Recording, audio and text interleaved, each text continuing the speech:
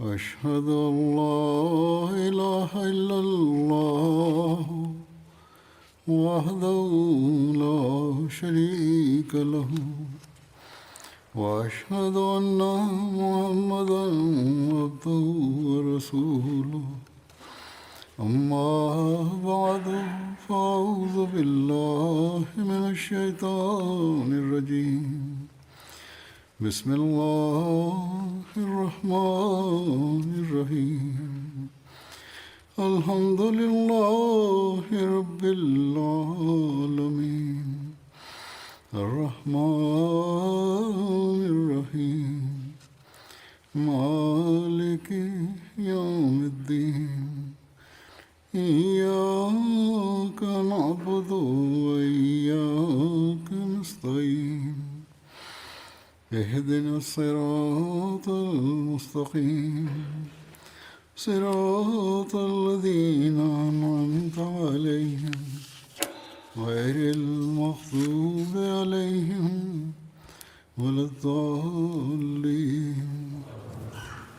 ilgili olarak konuşurken sonunda bu konuyu artık sahabelerin konusunu bitirdiğimi haber vermiştim. Fakat bazı sahabelerle ilgili olarak konuşmuştum ve ben bu konuyu birkaç daha ilavelerle tamamlayayım diye düşündüm. Ve bu tarih yazıldığında, her şey yazı haline döküldüğünde bunun gerekli olduğunu hissettim. Birkaç hutbede her şeyi ne elimde varsa hepsini tamamladım ve böylece birçokları da yeni materyalleri dinlerler. Hazreti Amsa ile ilgili olarak başlayacağım radıyallahu anh. O Resul-i Ekrem sallallahu aleyhi ve sellem'in amcasıydı ve Resul-i Ekrem sallallahu aleyhi ve sellem'a çok severdi onu. Resul-i Ekrem sallallahu aleyhi ve sellem onunla ilgili olarak konuştu ve özellikle birçok sevgisi vardı Hazreti Hamza'ya. O şehit olmuştu. Tabii ki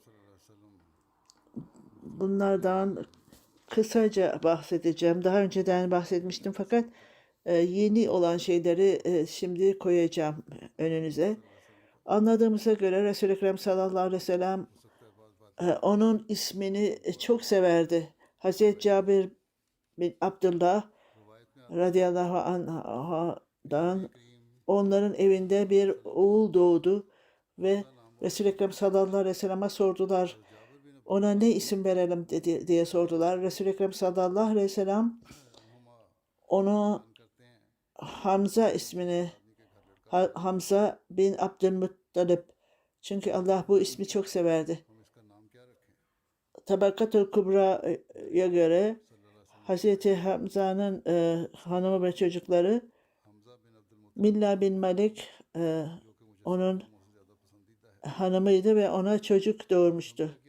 Ala ve Ahmet.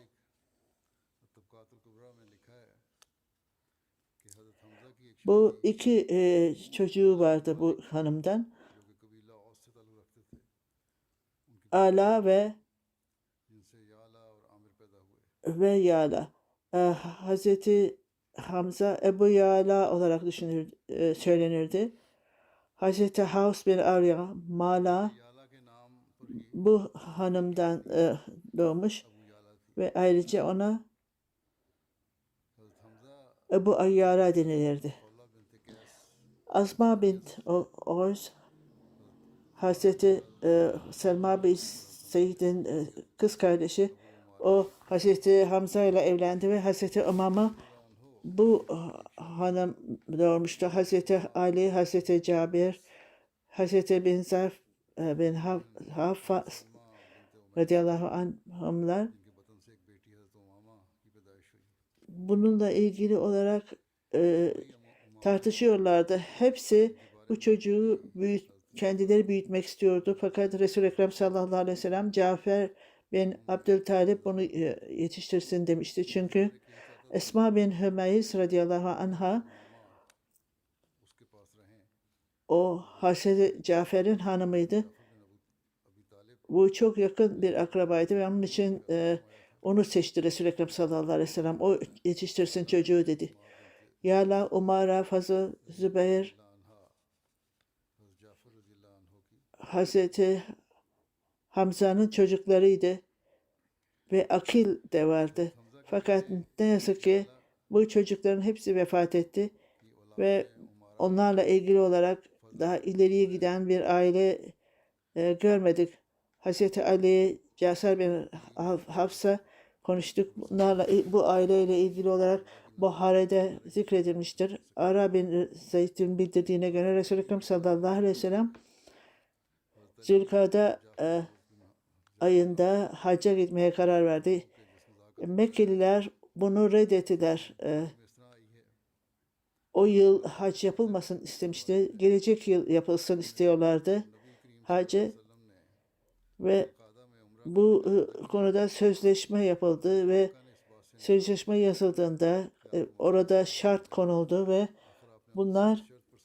bu şartlarla Allah Teala'nın Resul-i Ekrem sallallahu aleyhi ve sellem buna aynı fikirde olmuştur. Biz onun peygamber olduğuna inanmıyoruz. Onun için ona Hazreti Ali'ye Resulullah ismini gidermesini, silmesini istediler. Muhammed bin Abdullah yazmasını istedi. Resul-i Ekrem sallallahu aleyhi ve sellem yazmasını bilmiyordu. Hazreti Ali ben bunu bu sözleşmeden bunu silip çıkartmayacağım dedi. Ondan sonra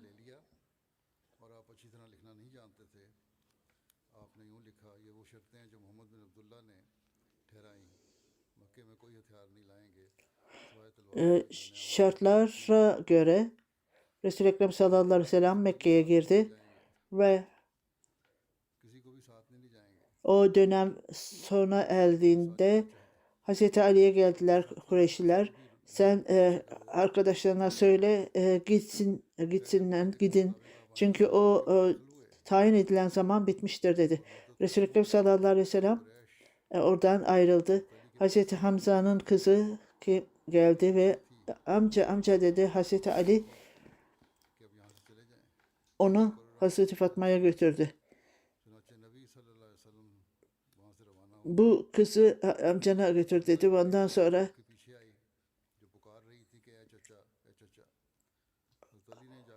Ali, Hamza ve Cafer benim amcam dedi. Zübeyir o benim halamın kızıdır dedi. Resul-i Ekrem sallallahu aleyhi ve sellem halasıyla kalsın yani teyzesiyle kalsın dedi. Çünkü Hazreti Ali'ye ben seninle sen de bana yakınsın. Cabir bana çok yakındır. Cafer'e dedi ki sen benim dostumsun, arkadaşımsın dedi ona. Ondan sonra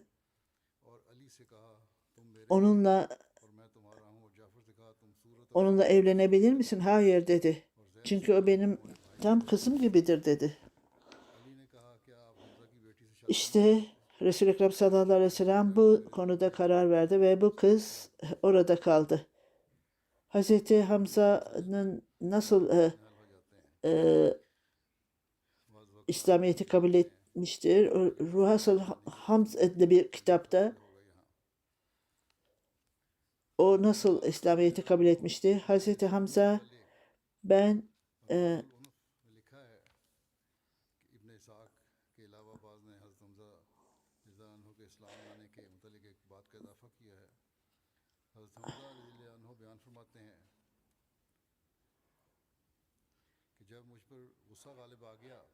dedi atalarımın dini üzerindeyim ve bir gece de hiç uyuyamadım bir gece ve ondan sonra Kabe'ye gittim.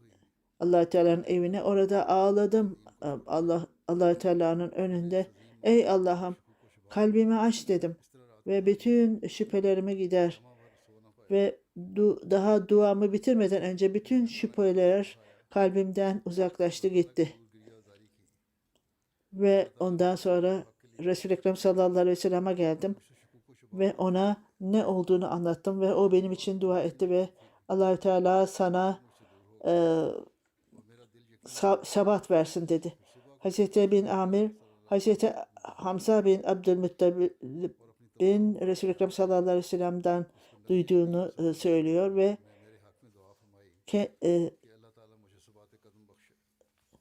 Hazreti Cebrail'in şeklini bize söyler misin dedi. Resul-i Ekrem sallallahu aleyhi ve sellem onu göremezsin ve onu anlayamazsın dedi Resul-i Ekrem sallallahu aleyhi ve sellem. Ondan sonra Resul-i Ekrem sallallahu aleyhi ve sellem Cebrail bir ağacın üzerine tecelli etti. Müşrikler orada elbiselerini koyarlardı ağaca, sererlerdi ve o yere baktığında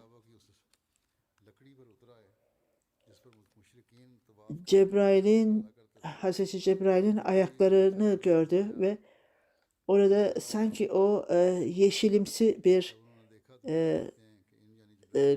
renk vardı ve ondan sonra bayıldı. Seferin 2. yılında Resul-i Ekrem sallallahu aleyhi ve sellem müminlerle beraber Abba'ya gitti ve Hazreti Hamza da o insanlar arasındaydı. Resul-i Ekrem sallallahu aleyhi ve sellem'le beraber olanlar arasındaydı.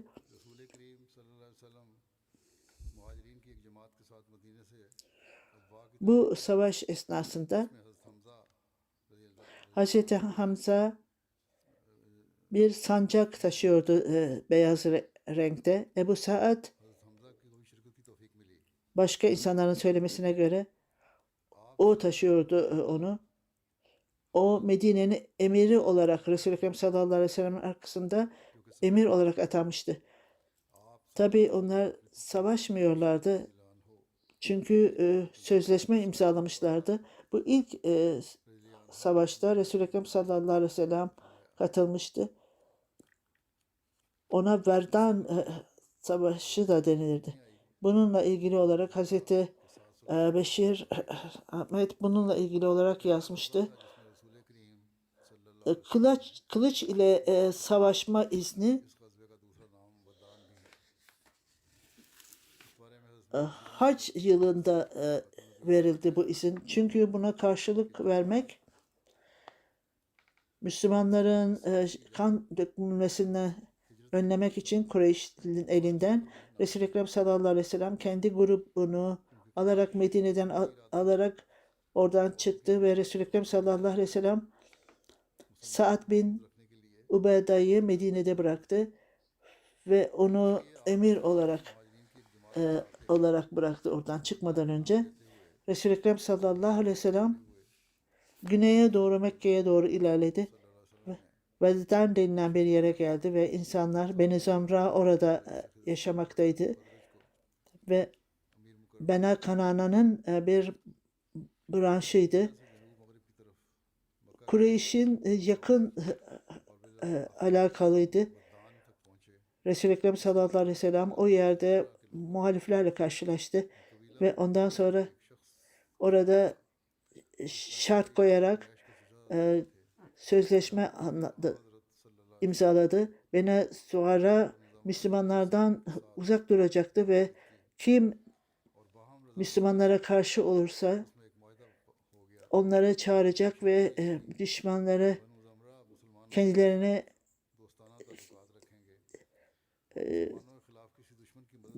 ne zaman ihtiyacı varsa Beni Zübra'ya yardım edeceklerdi.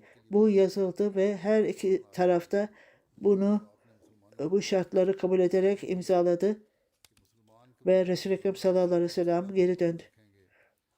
Bu Battle of Abba olarak, Abba Savaşı olarak bilinir. Resul-i Ekrem sallallahu aleyhi ve sellem'in annesi de orada vefat etmiş ve oraya gömülmüştü. Tarihçilerin yazdığına göre Mekkeli Kureyşlerin niyeti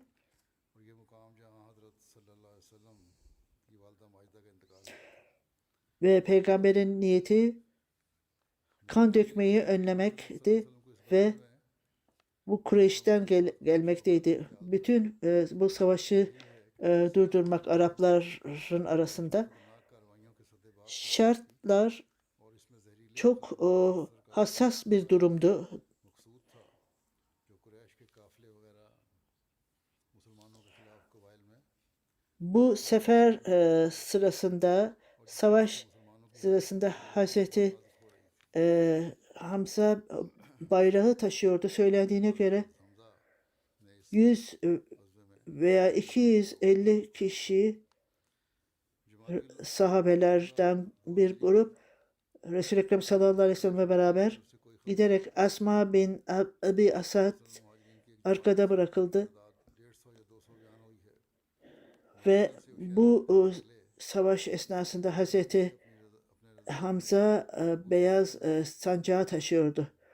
O अमीर मुकर्रम denizden geçerek इस गज़वे में Şurababan denilen yere geldi ve orada का झंडा हज़रत Hamza Mudiliç kabilesiyle karşılaştı ve इस गज़वे में orada bazı şartları koydu daha önce yapılan. यम्बो के पास Bu şartlar और गो kabul edildi ve savaşmadan Medine'ye geri dönüldü. मुदलिज के साथ उन्हीं शराइत पर बनु ज़मरा के जो बनु ज़मरा के साथ थी Bedir Savaşı'nda savaş oldu. Bunun detaylarından bahsetmiştim. Fakat sizde Hazreti Beşir'in söylediğinden bahsedeceğim oradaki olaylardan. वारस तलबी Muhalifler, Müslümanlardan önce muhaliflerin sayısı Müslümanlardan 2 misli fazlaydı. Fakat कि जब फौजें बिल्कुल एक Kureyş में थीं Müslümanlardan korkmaktaydı ve Müslümanlar तमाशा है bu sayıyı gördüklerinde कि इस्लामी aynı sayıydı fakat 2 kat görüyorlardı. जिसकी वजह से कुफार Tam olarak bilinmiyordu sayısı, और दूसरी तरफ Quraish muhaliflerin sayısı. Belki de onlar तादाद से कम नजर आता था। orada değillerdi hepsi. में मुसलमानों के दिल बड़े हुए थे। कुरैश की ये कोशिश थी कि किसी Umar bin Vahab'ı gönderdiler ve लग जावे तो वो छूटे Müslümanların sayısını öğrenmek için gönderildi. के लिए रऊसा कुरैश Hazreti मेरा बिन Wahab o Müslümanlara geldi Mardana. और देखो कि इनकी तादाद कितनी है। Tekrar Kureyş'e geri dönerek कोई कुमक तो मख्फी नहीं है। चुनांचे ben hiçbir şey görmedim dedi. मुसलमानों का एक चक्कर काटा। Bunun arkalarında herhangi bir grup görmedim dedi. आज़म और मौत से ऐसी बेपरवाही नजर आई Fakat gördüğüm neydi? और कुरैश से मुखातब होकर कहने लगा Develerin üzerinde वगैरह तो नजर नहीं आई। ölü bedenleri taşıyorlardı. Quraish Onlar kararlılıkla gelmişlerdi. के लश्कर में Ve bunu duyunca Kureyş çok korktu ve बल्कि मौत को e, आया हुआ है। geri dönmeye başladılar. इतने सवार हैं। Benim anladığım Kim bin Hazan सुराका जो उनका जामन बनकर आया था Utba'ya gelerek ey Utba dedi. फिर उल्टे पांव भाग गया और जब लोगों ने उसे रोका तो कहने लगा मुझे जो कुछ नजर आ रहा है वो तुम नहीं देख Hazremi'den ölç mü almak istiyorsun? O sizin birleşiğinizdir. घबराया हुआ उत्बा Onlara karşı और कहने लगा कि ए उत्बा sizin isminiz मोहम्मद सल्लल्लाहु अलैहि वसल्लम से आखिर ebediyen kalacaktır. Utba korktu ve evet tabii ki ben bunu severim dedi. Ondan sonra Hakim, तुम उसकी तरफ से Hakim dedi bak और कुरैश को लेकर वापस लौट जाओ bu Müslümanları हमेशा के लिए तुम्हारी bırakalım biz. उत्बा जो खुद घबराया हुआ था Kardeşle savaşsın ister misin? फिर हकीम En iyisi Ebu Cehil'e git ve onun ne söylediğine bak. Ondan sonra Utba deve üzerinde gitti ve क्या ये अच्छा लगता है कि भाई भाई सिर पर तलवार उठाए और बाप बेटे पर tabi sözleşmede kardeşler arasında savaşmak yoktu. Onun için Muhammed kendi insanlarına dönsün. को समझाना शुरू कर दिया Onlarla savaşmak o kadar da kolay değildir. हमें वापस लौट जाना Belki ben korkak olarak beni düşünürsünüz ama ben korkak değilim. कि वो दूसरे Benim farkına vardığım şey bu Müslümanlar bizimle savaşmak için geldiler ve फिर तुम देखोगे कि onlar hayatlarını vermek için hazırdılar. बुज़दिल नहीं हूँ मुझे तो ये लोग मौत के खरीदार नजर आते हैं Tabi bu kişinin sözlerini dinlemek iyidir. Bu devenin üzerinde Hakim Ebu Cehil'e gitti ve ona शराफत है ne yapması gerektiğini sordu. Onu reddetti. और अगर ये लोग इसकी बात Ve ondan sonra şimdi Utba अच्छा हो onların şimdi akraba olduğunu mu görüyorsunuz? Hamir bin Azar onun kardeşleridir. तो वो फिर उम्मत वाला ऐसा बातों में Sizin yandaşlarınız Utba ne diyor biliyor musunuz kendi kardeşiniz? Bu zamanda geri dönmeniz gerekir. Aamir हजरमी को बुलाकर कहा कि तुमने Ondan sonra कि तुम्हारा हल elbisesini yırtarak, bağırarak benim kardeşim nerededir? गोया हाथ में Ben ondan öc almak istiyorum. की आंखों में खून उतर आया Bu fırsatı nasıl kaçırabilirim? के मुताबिक Ondan sonra bu öyle bir फाड़ कर और नंगा होकर nefret yarattı ki कि हाय अफसोस मेरे onlara savaşmak için kışkırttı onları. हाय अफसोस मेरे भाई बगैर इंतकाम के रहा जाता Şayba'ya gitti. सहराई आवाज Kureyş सीनों में अदावत şey, बुलंद कर दिए Arapların uygulamasına göre o düella ona söyledi. Düella istedi. Ensar oraya gitti. इस गुस्से में भरा हुआ Resul-i Ekrem onu durdurdu.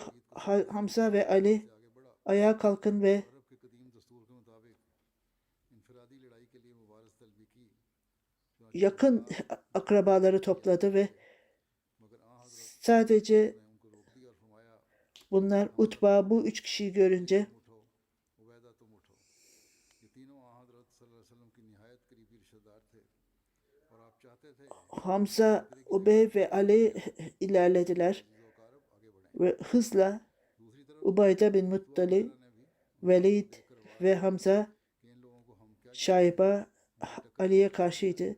Hamza ve Ali Ali और उबैदा आगे बढ़े अरब के दस्तूर के मुताबिक पहली oraya हुई düşmanlarına üstün geldiler.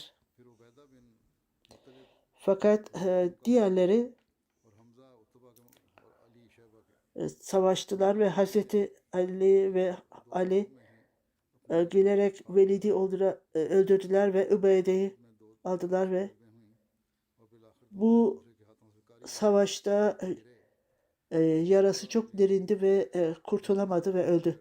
Hazreti Hamza और उबैदा को उठाकर अपने कैंप में ले आए मगर उबैदा इस Uhud savaşında और बदर से düşmanlarından birini öldürdü.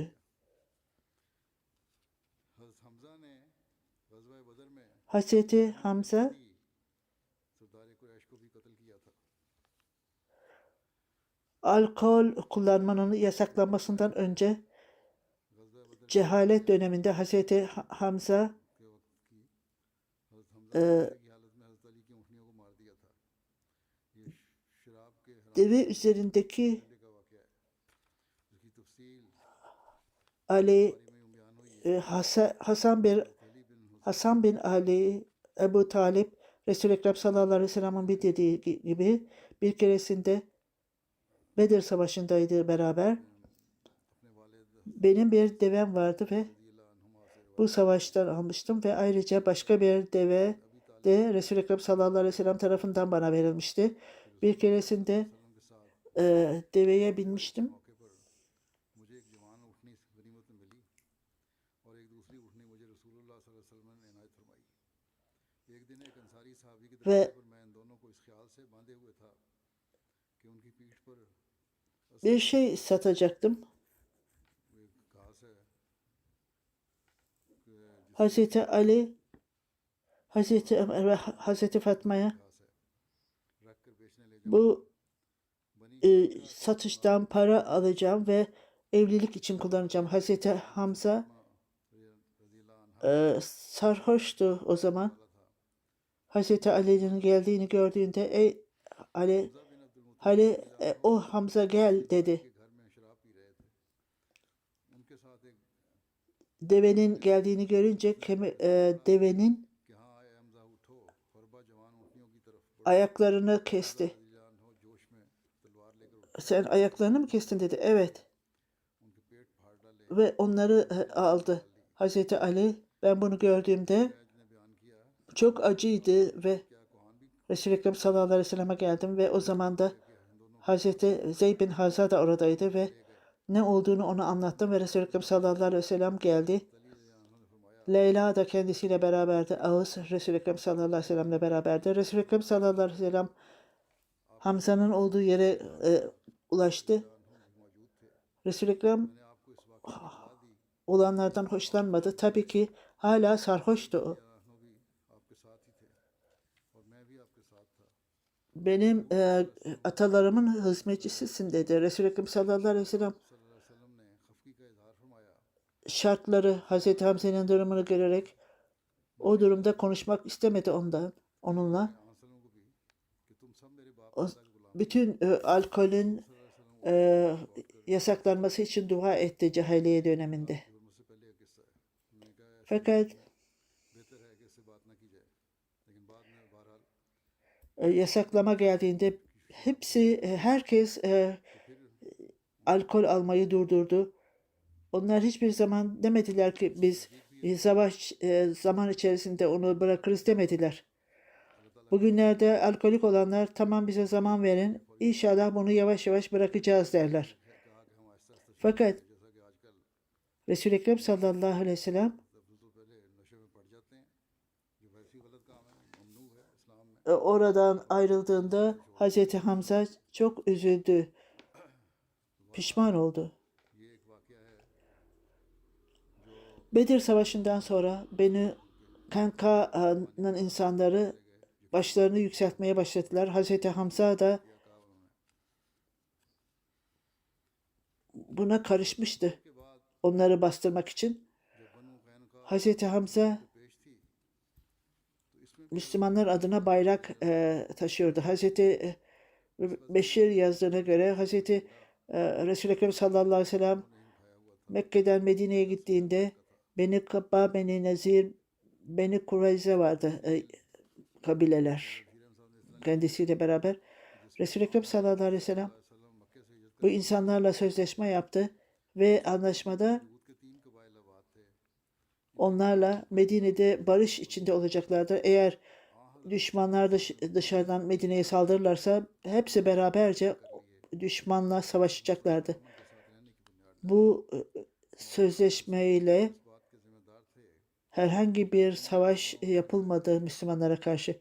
Fakat gerçek olarak fark ettiğinde Müslümanlar orada güçlü olduğunu fark ettiklerinde o zaman Müslümanlara karşı planlar yapmaya başladılar. Ve hatta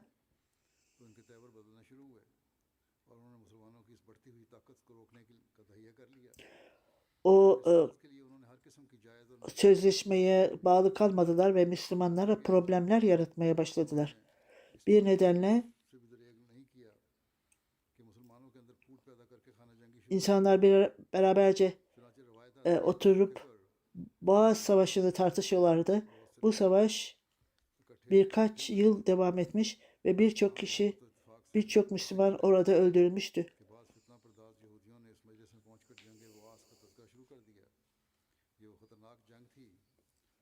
Bunun sonucu olarak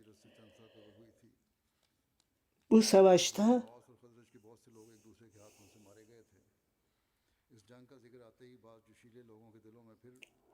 bu savaşı tartıştıklarında Resul-i Ekrem sallallahu aleyhi ve sellem bunu öğrendi ve neler olduğunu yerde mümin olarak bu sözleşmede Allah Teala sizi kardeş yaptı. Kureyş ve muhacirinler siz kardeşsiniz. Tabii ki Resul-i Ekrem sallallahu aleyhi ve sellem onlarla konuştuğunda hepsi birbirine sarıldı ve kendi düşmanlıklarını unuttular. Tabii ki bir müddet sonra Müslümanlar düşmanları yendiklerinde etrafında Medine'dekiler Medine'nin 3 kabilesi onlar için kolaydı. Müslümanları kolaydır yenmek. Ve söylendiğine göre savaştan sonra, Bedir Savaşı'ndan sonra Resul-i Ekrem sallallahu aleyhi ve sellem Medine'ye döndü हमारे साथ ve मोहम्मद सल्लल्लाहु अलैहि वसल्लम bütün Musevileri ve बता देंगे कि किस bir araya getirerek onları तरह के एक मजलिस में उन्होंने uyardı ve İslamiyet'e çağırdı onları.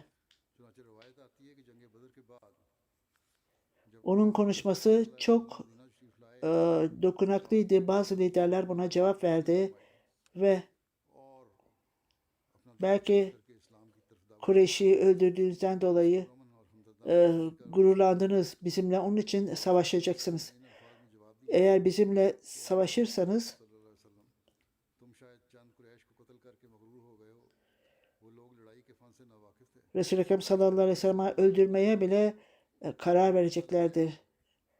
Mura bin Bera ölmeden önce आम धमकी की eğer ben gece ölürsem ऐसा मालूम होता है कि उन्होंने Resul-i Ekrem sallallahu aleyhi ve sellem'e haber vermeyin. कत्ल के मंसूबे भी Aksi halde क्योंकि रवायत आती है कि जब çok benimle ilgili olarak çok kötü düşünebilir.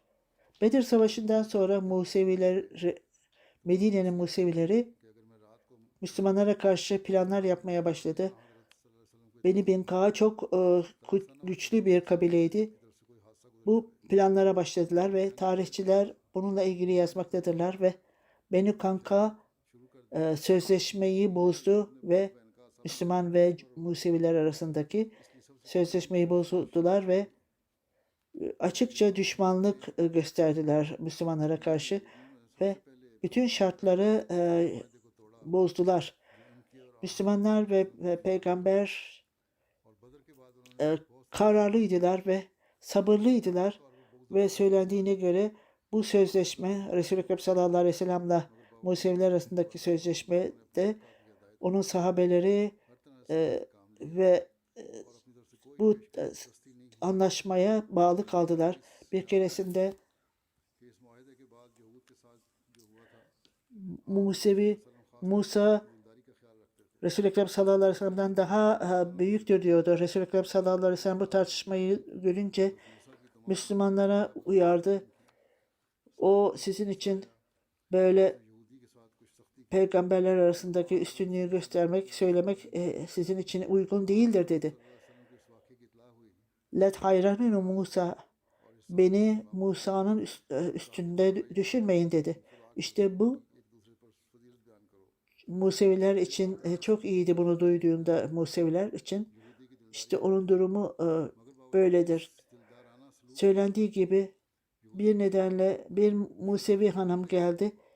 और बिलाखिर यहूद की तरफ से Bir alışveriş için geldi şehre ve कल्बी अदावत उनके सीनों में समा न सकी और ये इस तरह पर हुआ कि एक मुसलमान खातून बाजार में एक यहूदी की दुकान पर कुछ सौदा खरीदने के लिए गई बाद शरीर यहूदियों ने जो उस वक्त उस दुकान पर बैठे हुए थे उसे नहायत और बाशाना तरीके bu Musevi और ख़ुद दुकानदार ने शरारत की कि इस औरत के नीचे Musevi hanıma इसकी बेखबरी की हालत में किसी kötü davranmaya başladılar से टांग दिया o şehirde. नतीजा ये हुआ कि जब वो औरत Başka bir hanım da geldi, Müslüman bir hanımdı. Ondan sonra नंगी हो गई इस पर उस यहूदी Müslüman hanıma da kötü davranmaya başladılar. Bir müddet sonra Müslümanlar शर्म के मारे geldiler ve और मदद चाहिए Müslüman hanım adına kavga ettiler, savaştılar. वो लपक कर मौके पर पहुंचा और वहां लड़ाई में यहूदी दुकानदार मारा गया Tabii ki Museviler से इस मुसलमान पर तलवारें बरस पड़ी और bunu bir bahane वहीं ढेर हो ederek savaşa başladılar. Resul-i Ekrem sallallahu aleyhi ve sellem bunu öğrenince गैरत कौमी से Beni Kanka'nın liderini çağırdı ve onlara bu iyi değildir savaşmaya. हजूम करके इकट्ठे हो गए Müslümanlara karşı savaşa girmek हाँ हजरत uygun değildir. इतला हुई तो आपने रऊसाए बनु Resul-i Ekrem sallallahu aleyhi ve sellem'le aynı fikirde olacağına Resul-i Ekrem sallallahu aleyhi ve sellem'e और खुदा belki sen उन्होंने बजाय इसके कि इजहार अफसोस और नदामत करते Bedir'de Kureyşleri और माफ़ी के yendiğin gibi bizi de yenmeyi düşünüyorsunuz. Bunlar fırsat da onlar için. फिर वही धमकी दराई कि बदर की फतह पर गरूर न करो O kötü davranışlarından uzaklaşmak için fakat savaş वाले ऐसे होते Müslümanlarla आप साहबा की एक जमीयत को साथ लेकर kanlı kanka arasında savaş ilan ettiler. Beni kanka का था कि वो अपने अफ़ाल पर पशेमान होते मगर सामने से जंग पर आमादा हो गए वो भी muhalifler ऐलान हो गया Muhalifler sarıldılar. उनके मुताबिक जंग का एक तरीका ये था Etrafta sarıldılar. हो जाते थे और मुहासरा हो जाता था मुखालिफ फरीक किले का मुहासरा कर लेता था Ve bu yolla गाए गाए एक दूसरे पे हमले होते रहते थे kim daha hızlı hareket ederse o kazanacaktı. किले पर कब्जा करने से मायूस होकर मुहासरा उठा लेते Beni Kanka'nın kişileri onlar पता समझी जाती थी kendilerine और ये मासूरीन की फतह समझी जाती थी और यह kaleye sakladılar. Müslümanlar खोल अपने onları takip ettiler ve savaştılar. Sonuç olarak Beni Kanka यही तरीका o kapıları açtılar ve किलों में बंद होकर Sişe'yi aldılar ve हजरत bütün malları बराबर मुहासरा Müslümanlara verdiler. बिलाखिर जब बनु कैनका का सारा जोर और गुरूर टूट गया तो Mozaik Musevi kanunlarına göre öldürülmesi gerekirdi. Resul-i Ekrem sallallahu aleyhi ve sellem bu Müslümanlara karşı çok hızlıydı. Resul-i Ekrem sallallahu aleyhi ve sellem öyle nazikti ki hiçbir zaman क्योंकि गो Musevi kanunlarına uygulamak istemedi ve bunun yerine o öneriyi kabul etti. और आ हजरत सल्लल्लाहु अलैहि वसल्लम की रहीम Onlar Medine'de hatta Medine'de de kalmalarını istedi. आखिरी इलाज Aus ve Hazreç kabilelerinde पर मायल नहीं onlar Medine'deydi zaten. लेकिन दूसरी तरफ ऐसे बदअहद और मुआनिद कबीला का मदीना में रहना भी एक Bu şartta कम न था Resul-i Ekrem sallallahu aleyhi ve sellem एक मुनाफिक गिरोह से पहले karar vermek zorunda kaldı. Ya onları dışarıya atacaktı Medine'den. मौजूद था O zamana göre तमाम अरब की मुखालफतें çok yumuşak bir ऐसे हालात में karardı onların Medine'de kalması. कि बनु कैनका मदीना से चले जाएं ये Ta ki onlar boşaltıncaya kadar oraları bu bir ceza idi onlar için orayı boşaltması, Medine'den gitmeleri. खाना बदोश अक़वाम के नज़दीक नकल मकानी कोई बड़ी बात न थी खुसूसन जब किसी Resul-i Ekrem sallallahu aleyhi ve sellem ज़मीनों और बागात की सूरत ना हो onları kabul etti ve जैसा कि बनु कैनका की नहीं Medine'den dışarı çıkarak फिर सारे başka yere gitti ve orada yerleştiler. Oman के साथ एक जगह छोड़कर Onlar Medine'den çıktılar ve Suriye'ye gittiler. Ve orada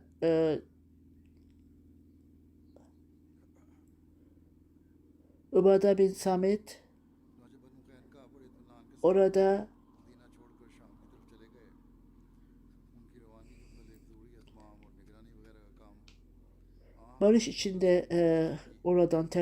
orayı terk ettiler ve जो उनके silahların dışında arkalarında वादा सामत चंद मंजिल तक बनु कैनका के साथ गए और उन्होंने ekmek veya माल गनीमत जो मुसलमानों के हाथ आया hiçbir şey almadılar arkalarında.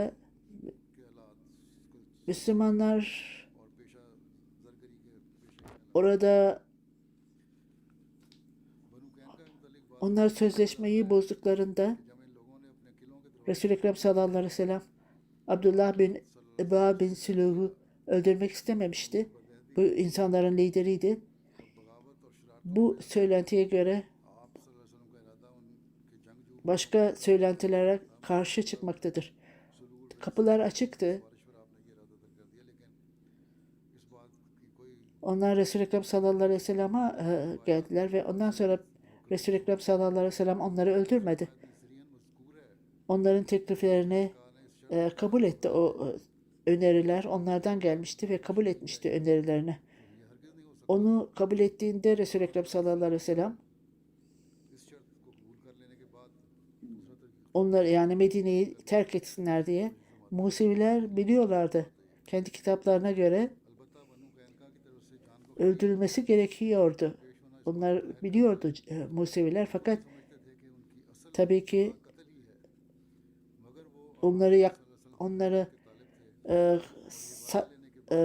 sarmak ve kapıları açtığı zaman onlar öldürülmeyeceğini biliyorlardı ve Resul-i Ekrem sallallahu aleyhi ve sellem'in ne kadar yumuşak olduğunu biliyorlardı. Bu insanlar orayı terk ettiğinde अल्लाह की नज़र में ये लोग Medine'yi बदआमाली और जराइम की वजह से दुनिया के पर्दे पर जिंदा छोड़े जाने के काबिल नहीं थे। Hatta bir yıl bile geçmemişti. आता है Bir कि जिस जगह ये लोग hastalık geldi ve birçok kereleri de öldü. एक साल Her durumda महीना गुजरा था, Hazreti Hamza ile ilgili olarak konuşuyordum. Birçok सारे का सारा bilgiler vardır. हार होकर Buna daha önce buraya dahil etmemiştim bu bilgileri.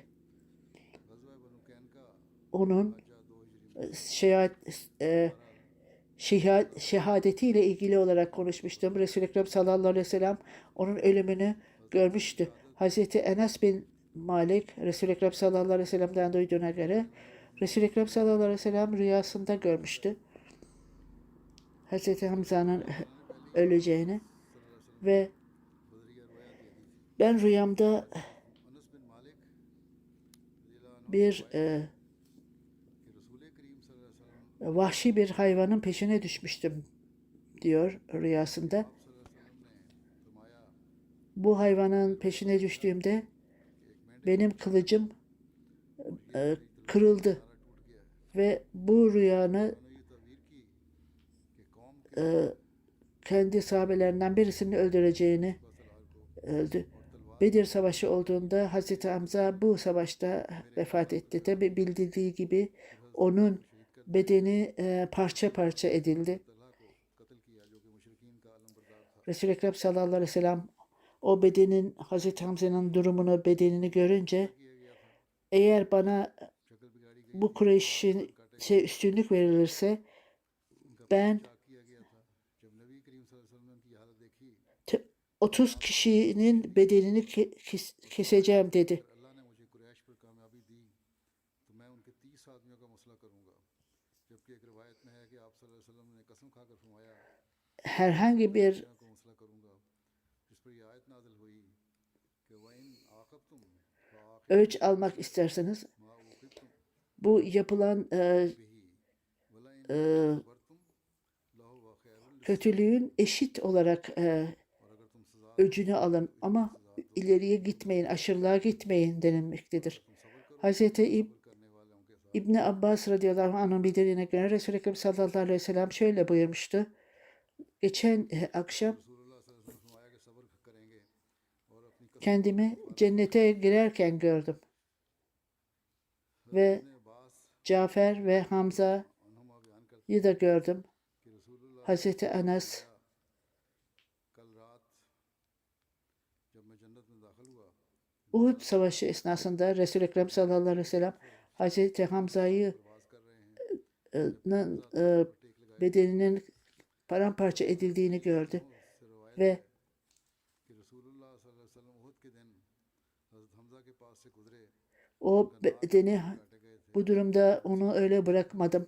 इस पर फरमाया Çünkü Safiye ile olan ilişkisinden dolayı bedenini örttü. को यूं ही छोड़ देता, यहाँ Resul-i Ekrem sallallahu aleyhi ve sellem'in sabrıyla bu durumda nasıl davranmıştı? चादर में कफन Fakat aynı durumda, आ हज़रत सल्लल्लाहु अलैहि वसल्लम का aynı şekilde हज़रत हमजा की शहादत ona olan sevgisi की लाश को देखकर जज्बात का इजहार ve teyzesi सिर्फ खुद दिखाना ile ilgili olarak daha önceden bahsetmiştim. कि बहन और अपनी फूफी को Fakat भी इसका पाबंद करना 4. Halife Hazretleri halife olmadan önce Calsa Salana'da जिक्र bu konu ile ilgili konuştu ve फिर नौह करने वाली अंसारी औरतों biz को नौह करने से रोकने का वाक़या है। Resul-i Ekrem sallallahu aleyhi ve sellem'in yüce karakterini görmekteyiz. Ve tabii ki मसीह राबे ने bu çok dokundurucu bir şeydi hadiste. बयान फरमाया 4. Halife Hazretleri वो मैं बयान कर देता हूँ। Resul-i Ekrem sallallahu aleyhi ve sellem'in Hazreti Hamza'ya olan sevgisi कैसे खुल्क़ अज़ीम का भी पता bu Resul-i Ekrem sallallahu aleyhi ve sellem'in sözlerinden belliydi. लग जाए। पहले तो मुख्तसर हदीसों के वाले से O बयान हो चुका है। ey Hamza dedi, फरमाते हैं कि benim kızgınlığım senin हज़रत हमजा से ölümünden dolayı Allah Teala धार इन अल्फाज bu acıyı bana vermesin. की शाम Safiye सल्लल्लाहु अलैहि वसल्लम ने हज़रत हमजा की नाश पर खड़े होकर फरमाए, आपने फरमाया ए हमजा मुझे आज kardeşinin ölümünü görünce Resul-i Ekrem sallallahu aleyhi ve sellem ona izin vermedi onu bakmasına तकलीफ न दिखाई। ve ısrar edince sonra ona izin verdi ve onu gördüğünde खबर सुनकर वहाँ चली आई। kardeşinin Hazreti Hamza'nın bedenini पहले तो आपने उन्हें नाश देखने की इजाज़त न दी, लेकिन जब onun göğsünü açmış ve ciğerlerini dışarıya almışlardı. Hazreti Safiye hiçbir şey söylemedi ve İnna lillahi ve inna ileyhi raciun dedi. Orada oturdu ve sessizce ağlamaya başladı. Gözyaşları yüzünden dökülmeye başladı ve Resul-i Ekrem sallallahu aleyhi ve sellem'in yanına gelerek onun da ağladığını gördü Resul-i Ekrem sallallahu aleyhi ve sellem. O durumda kaldılar. Safiye ağladığında Resul-i Ekrem sallallahu aleyhi ve sellem de onunla beraber ağladı.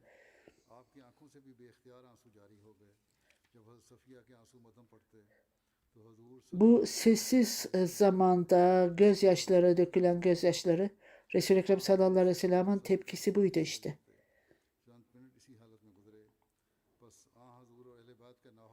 Tabii ki Resul-i Ekrem sallallahu aleyhi ve sellem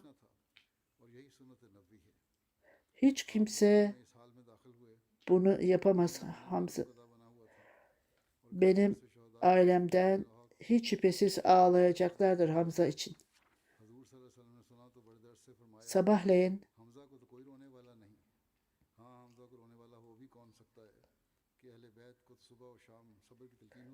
gelerek başka insanlara acısını çekeceğinize Hazreti Hamza'nın acısını çekin. Birçok kişiler geldi, ağlamaya başladılar. Başsağlığı dilemek için geliyorlardı Resul-i Ekrem sallallahu aleyhi ve sellem'e. Resul-i Ekrem sallallahu aleyhi ve sellem dışarıya baktığında insanlar grup olarak geldiğini gördü. Kadınların ağladığını gördü. Orada ağlayarak kadın ve erkeklere yasaklanmıştır ağlayarak söylemek veya acı çektiklerini ifade etmek. Bu tavsiye Resul-i Ekrem sallallahu aleyhi ve sellem'dendir. Bu insanlara yasaklanmıştır ağlamak, bağırmak. Ölünün arkasından. Resul-i Ekrem sallallahu aleyhi ve sellem onları durdurmamıştı ölmüş olan kişilere. Fakat Hazreti Hamza'nın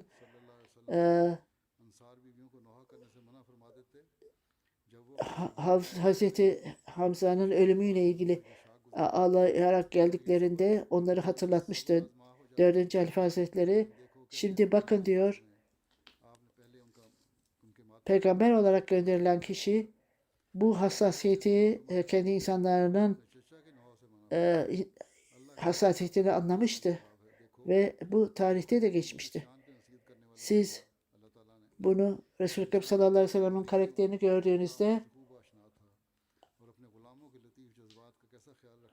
biz kendimizi feda ederiz, çocuklarımızı da feda ederiz diye düşünürüz. Resul-i Ekrem sallallahu aleyhi ve sellem'e yüzlerce salavat olsun sallallahu aleyhi ve sellem.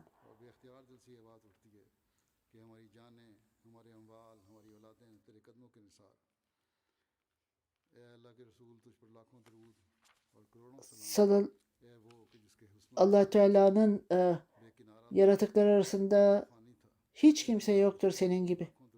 İşte Hazreti Hamza ile ilgili olarak bunu söyledim. Ben gelecekte de yine bahsedeceğim başka sahabelerle ilgili olarak. Şimdi yeni yıl sona ermektedir. Eski yıl. Yeni yıl bizlere yeni yılda nimetlerle dolu bir yıl versin. Geçen yılında nimetlerle dolu olarak Allah-u Teala bizlere, muhaliflere hiçbir zaman başarı vermesin ve Allah-u Teala hepimizi yaratılmamızın amacını anlasın ve genel olarak bütün dünya için dua ediniz. Allah Teala bütün dünyayı kurtarsın savaşlardan, daha büyük savaşlardan korusun bizleri. Tabii hiç kimse bilmemektedir. Bundan sonra ne olacağını kimse bilmez. Allah Teala bizlere rahmet eylesin ve herkese rahmet eylesin. Ben dua etmekteyim ki bütün Müslümanlar için dua ediniz ve Allah Teala Ahmediye cemaatine ve bütün Müslümanları gelecekte her türlü kötülükten korusun. Amin. कि अल्लाह ताला आइंदा साल में हर किस्म के जुल्म और तअद्दी से जमात अहमदिया को महफूज रखे।